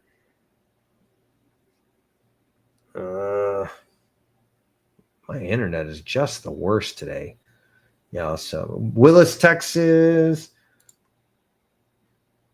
Oh yeah, that's a big tree. Sorry, I'm snooping on you, Miles. Nothing personal. Look at the bar on that, y'all. That's an old school logger. And he did a Humboldt cut. I love it. Old school, got his axe buried in the tree, man. That's done right. Look at the dogs on that chainsaw. That saw was meant to eat wood. I bet he's pulled the piston out of that and made it lighter. I bet he's done everything you can do to modify that saw and make it a hot saw. Anyways, sorry, Miles, I'm snooping on you. That's weird and creepy. But anyways, yeah, you're right. Some sort of scale is going on. How do you go about treating it? That's a weighted question. It depends on what it is, really. We got to figure out, physically removing them. That's correct. Good to know. Is there anything I can do in the meantime to prevent it from spreading? It's an insect. You can't spread it. Adequate water and fertilization that can help the tree tolerate the infestation. Absolutely. If the tree's healthy, it's going to produce its own immune system. So absolutely correct. Great advice, Miles. Thank you for being here and contributing. What an awesome community we're building, y'all. This is exciting. All right, moving on. So we've got, we're an hour and a half into this. Am I over talking, y'all? Do I need to shut up a little? Tell me if I do. Desperately trying to figure out what type of variegated dogwood I just bought. Look familiar to anyone? Oh, cool. That's wicked cool looking. I don't know what that is, Stephanie. I'm sorry. But no, I don't. There is a really cool app you can get. It is the Picture This app. And I got a hotkey. Yes, did it. I'll show you on my phone. So it's this little app right here. Can y'all see that? Anything? Hello. Picture this. That is just terrible quality. Okay. But anyways, you can take a picture of the tree, and this is a database of lots of trees, and you can just check it out and see if it knows. Honestly, I've found it somewhat adequate. It's very accurate at identifying it down to the species. When it comes to some of the variations, it's not as accurate, but I've had really good success with it. And I'm a professional. Look, y'all, there's 27,000 trees out on the planet. So don't razz on your tree guy for not knowing a specific plant. Most of it is geographical. And fortunately, I've been all over the US, so I've had a lot of experience in a lot of places. But that's not common. Most guys, wherever they are, that's the trees they know. And that's pretty typical, and that's okay, actually, in my book. So, but if you're an arborist, you do move to a new area, please just read a book, man. don't be lazy. Figure out the trees you're working with, and same with you homeowners. If you're tree owners, I should say, is just find out a little bit about it. But ask your local guys; they're usually going to be the ones to know. So Tyler asks, "Hi there, just found this group. Thanks in advance. I will start by declaring my morality. You and me both, brother. I did wait until the blooms were off. Should have immediately transferred my 12-foot pear 3 feet over. Should have waited until dormant in fall. We had made some changes to the yard. It has not responded well. Some leaves are blackened at the tips and are falling off. I've used a ton of water, including poking holes down to the root ball. That's probably good, poking holes. Vertical mulching is a technique that I use all the time. Old school technique, man. I learned this from this dude. He's like in his 80s now. Man, I'm not getting younger, am I? But anyways, David McDonald up in Dallas, he's a cool guy, and he taught me about vertical mulching. And I tell you, I've seen some awesome things. But let me give you this radial trenching as well, because it's a new transplant. So you're going to want to make sure the water's not pooling in there. So with radial trenching, what you're doing is essentially just creating like a hub and spokes set of trenches radiating away from the trunk or away from the planting site, and that'll help drain the water because it does need a lot of water right now. Also, it needs to dry out the soil. Otherwise, you can be drowning it. So make sure you're not overwatering. I'd be willing to bet money it's transplant shock combined with, you said, a ton of water. I know what that means, and it probably means a ton of water. So those are going to be some good resources for you. But make sure the soil is able to dry out. Let me post this one last video for you, and it is on essentially just doing a screwdriver test, and you can tell kind of how the moisture levels are in the soil, and sometimes that'll give you an accurate reading of whether to irrigate again or not. So hope that helps, Tyler. Sorry to hear that, man. That stinks. I was told this flowering pear tree is on its way out. It's been like this for a good couple of years. Any thoughts? Thank you in advance. You're welcome in advance. Shem, you're awesome. He says this might be a Google Earth image. I don't think so. It's in the neighbors. It's from the side. I see the streets a little to the side, but yeah, not a good picture. I guess what he's saying is we really got to see up close. Lucas, remind me to do that, or if you can do that. Is let's put like some parameters of what kind of pictures to send in. That way we can really identify it. But I see an overall stressed tree. I also see a lot of stuff buried up, piled up against the trunk or growing there. Maybe some of these, whatever type of grass that is. But yeah, I think you've got just a really stressed tree. It's also right at the bottom of that valley there. And so all the water is coming in and probably flooding that area out. So you want to make sure that's drying out. And I'll refer you back to the same, go down one post and look at the links there, because those are going to be some good resources. Actually, Lucas, if you don't mind copy and pasting those, if you got a sec, that'd be helpful. I'm trying to burn through these because I just looked at the time and I'm like, wow, we got a long ways to go, y'all. Let's go. All right. So Anonymous asks, why is my willow tree turning yellow and wilting already? Every season has been fine since we planted in 2015. Only issue I see is that some bark is falling off. That could be, is this tree now unalived? Not unalived, because technically it's growing and putting leaves out. But yeah, you got some fungal pathogens attacking this one, big guy or gal.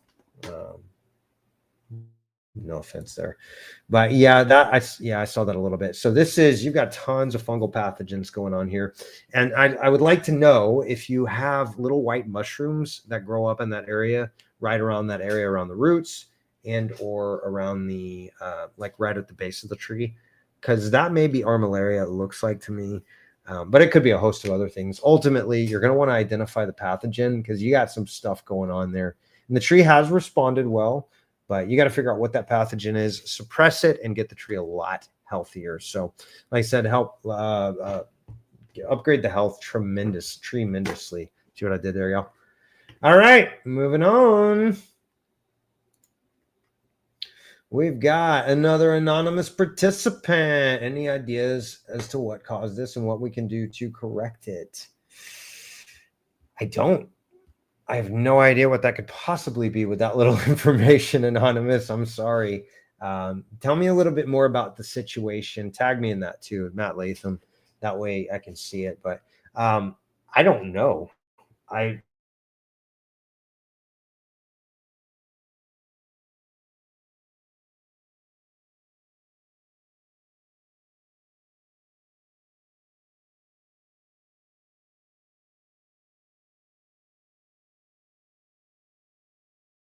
group of 3 are turning yellow.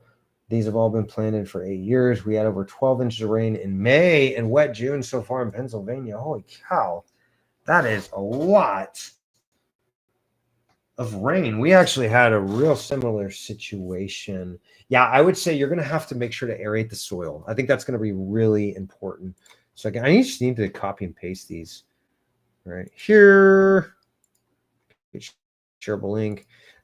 You want to check the soil and see what is going on down there. I'm going to post this video, and that's called the screwdriver test. That's a really simple test you could do. And then we're going to do, what are the videos? Vertical mulching. Or, yeah. Vertical mulching. We want, I'm just going to put this as a separate page because we keep using it, y'all. All right, and then you're going to want to send a soil sample off to your ag extension. So check out this website. And then, y'all remember that joke? It's a bad joke. Man, y'all, I got to figure this internet thing out. It's killing me. Copy. And paste. And one more for you coming at you.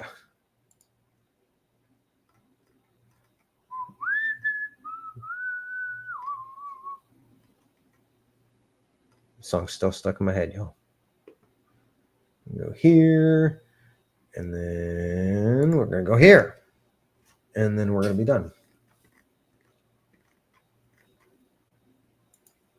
Yeah, I'm thinking about, so for those of you that don't know, I do like expert witness litigation work. And it's really kind of a passion of mine. I love I don't love the litigation in of itself, but actually just going in and really trying to solve problems and figure out exactly what went on. And it has a lot to do with forensics. We can't use, conventional Newtonian sciences and what would it be? Empirical sciences. A lot of times to because empirical science basically would be repeatable, observable, and what's the other one? Because I'm getting tired, y'all. Sorry. Observable, repeatable, and scientists help me out here. Anyways, you can't repeat history. And repeatable? No, I already said that. Observable, recordable, and repeatable. So you have to be able to prove it in a lab, basically, for us to empirically state something from a scientific standpoint. You can't do that. So you got to kind of use empirical sciences combined with field experience, combined with common sense, combined with, a lot of literature and research that's out there to try to identify and figure out what's going on. So this is one thing that I love is doing these things and really trying to figure out. But all that to say, I'm thinking about starting like a tree law type page where we'll talk about these kind of things about property disputes, who owns that tree, what happened in the storm. Anyways, so, not another,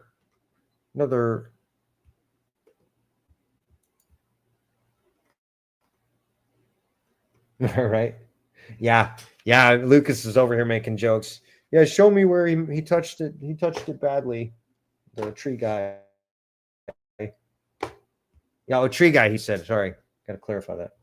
Yeah. There's so much bad stuff. I'll tell you, just one example of one. We had I had a guy call in from Texas, a local guy, and he had apparently the neighbor, they all have like these multi-dozens of acre tracts. And one of the neighbors decided to clear cut, do some forestry in it. And he actually went too wide. They destroyed 5 acres on one property and half an acre of mature trees on another. And so what we have to do, we have to pull up an appraisal on those trees. And, that's a fun one. We could talk appraisals too. I love talking appraisals, but essentially we have to figure out, how much the trees are worth, what were the collateral damages, and then of course prove that it was actually them as well. So anyways, like I said, that's actually a really big passion of mine, is who done it, really getting down to the nitty gritty, figuring that out. And then I've got a credential called Tree and Plant Appraisal Qualified. And that's one of the, basically we just like talk about and really figured out, and it's changing and evolving constantly, but really figure out how to properly value a tree. What's a tree worth from a financial, from a economic, from a benefit to the home, from a property value, from an intrinsic standpoint. A lot of trees are planted in memory of people. So anyways, that's a really fun topic of mine. I'm just posting a video for fun, you guys. So moving back to asking arborist questions. Is this black knot on my small choke cherry? I just wanted to be sure so I don't kill any cocoons, etc. And if it is, how much should I cut? Yeah, that to me looks like black knot. Again, not one that I'm real familiar with, but it's a real common one, and obviously really easy to identify. So yeah, that to me, I would say black knot fungus. You're always welcome to send it off to your ag extension as well. They're always like I said, they're a bunch of tree and plant nerds like me, and most of them I found are extremely willing to help. So here's the wherever it is, this one, and check it out and see. But yeah, I think that's black knot. All right, how we doing on time here, y'all? We got a handful of more of thems. I think we're gonna make it in 2 hours. Getting close, getting scary. Can you tell me about this tree? Yes, I could tell you a lot about this tree. Oh, I see the problem. Did I skip one, he says? Yeah, that tree's got some lot of history and a lot of fungal decay. Yeah, that's a mess. That looks like it's laying on the ground, though. I don't know if you're just messing with me here, Bob, or what, but yeah, that is so some sort of fungal pathogen came and decayed. Oh, okay, there we go. Can you tell me about this tree? I can't tell you the type. It looks almost like a trident maple.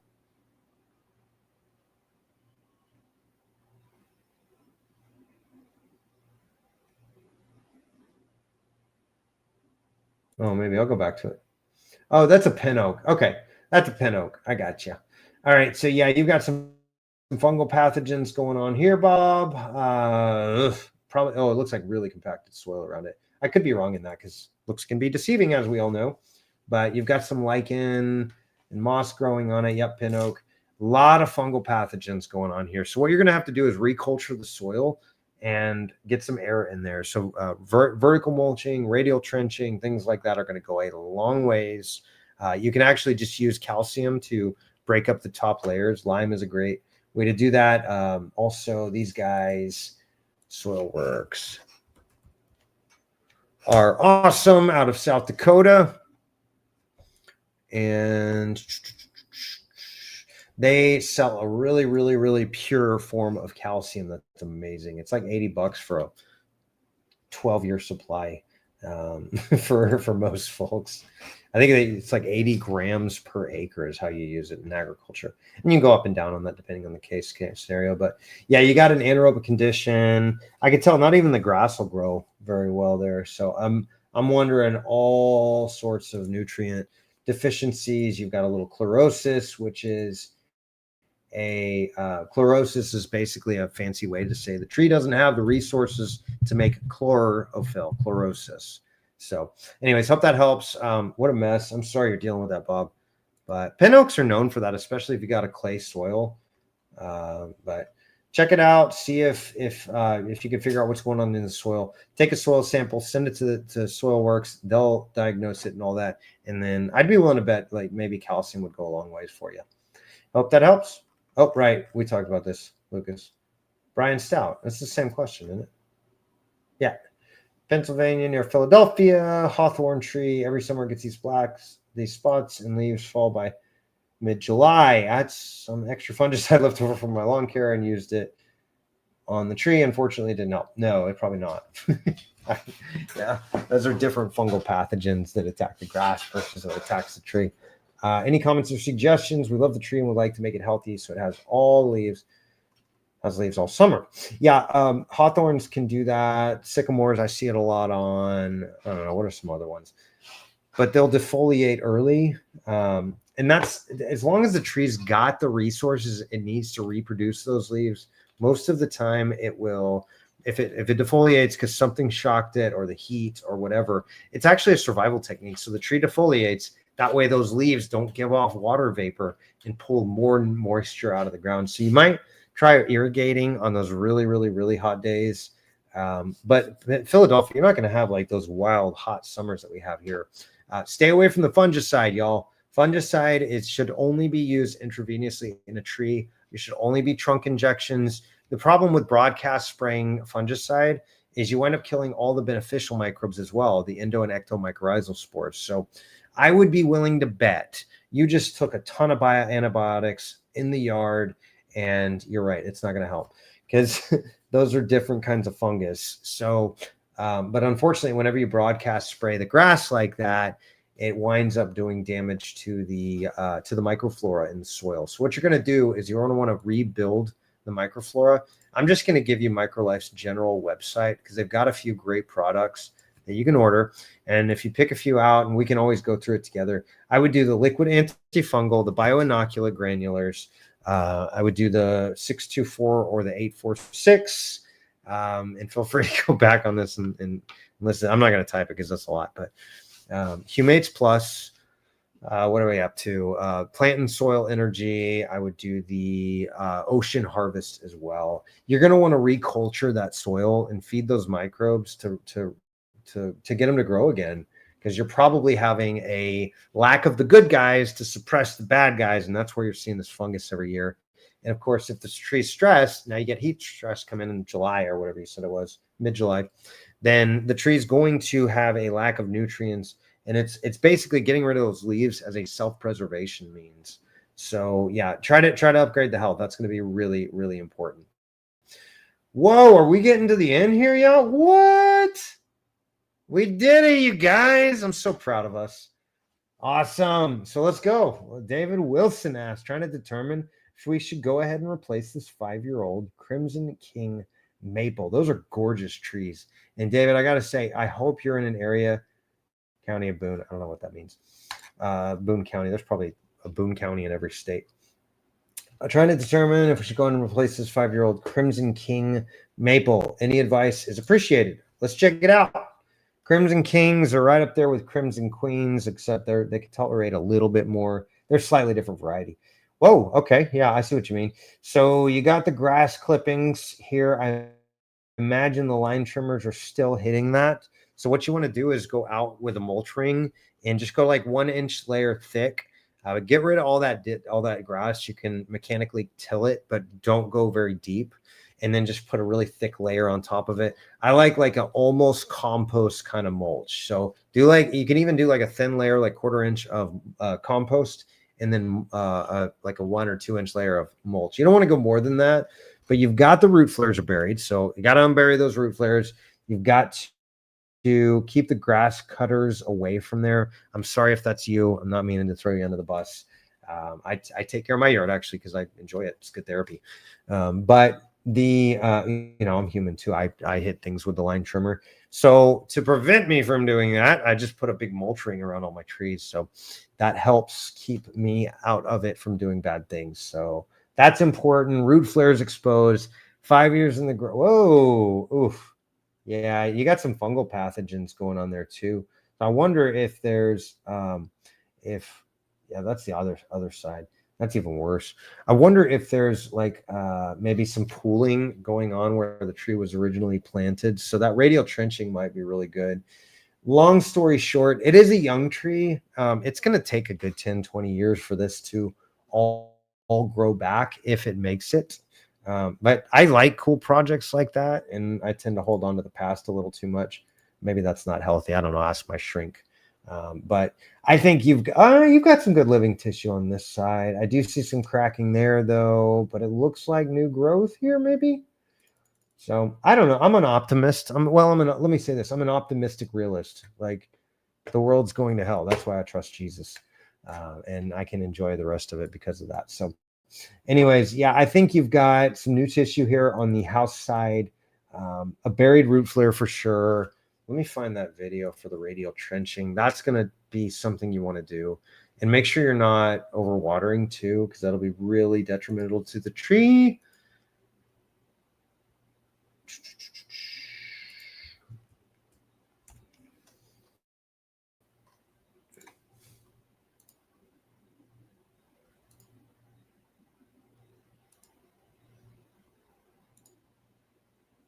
I got to make one specifically on